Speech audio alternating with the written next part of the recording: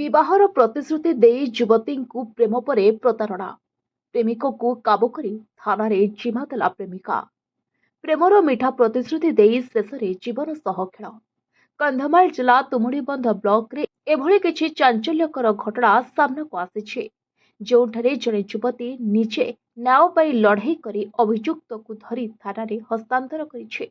कोटगड़ block Suvarnagiri गाँव Jonathan बटसेट नामक जड़े युवक जी कि बेलघर कुटिया कंध उन्नयन संस्थार मनरेगारे टीसी भावे कार्यरत तुमुड़ीबंध अंचल एक युवती को प्रेम जाल फसाइथिला। विवाहर प्रलोभन देखाई युवक जनक दीर्घ दिन धरी युवती शारीरिक संपर्क रखी आसुथिला। विवाहर सुजोग नहीं युवक जनक युवती को प्रतारित करिथिबा अभियोग होइछे। जेतेबेले युवकंकर आर्थिक स्थिति मजबूत हैला से संपूर्ण भावे बदली जाइथिला। युवती विवाह पर जिद धरिबारु युवक तांकु सीधा सड़क मना कर देथिला। तेरे प्रतारित हेबा परे युवती गत वर्ष तुमुड़ीबंध थानार द्वारस्थ होई एक लिखित अभियोग करिथिला। युवतींक लिखित अभियोग क्रमे एक केस रुजु करा जाई मामला आरंभ होइथिला।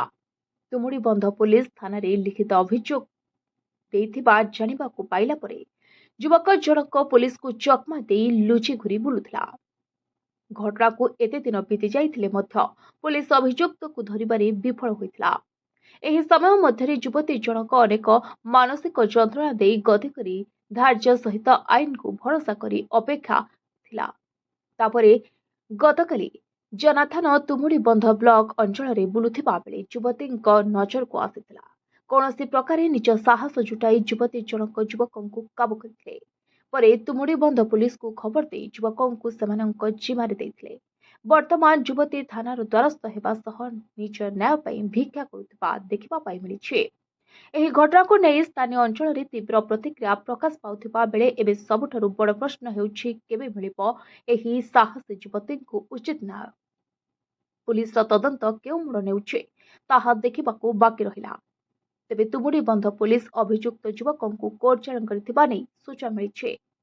कंधमाल जिला बालीकुड़ारू Rohan Kumar Nandan report, voice of Odisha live.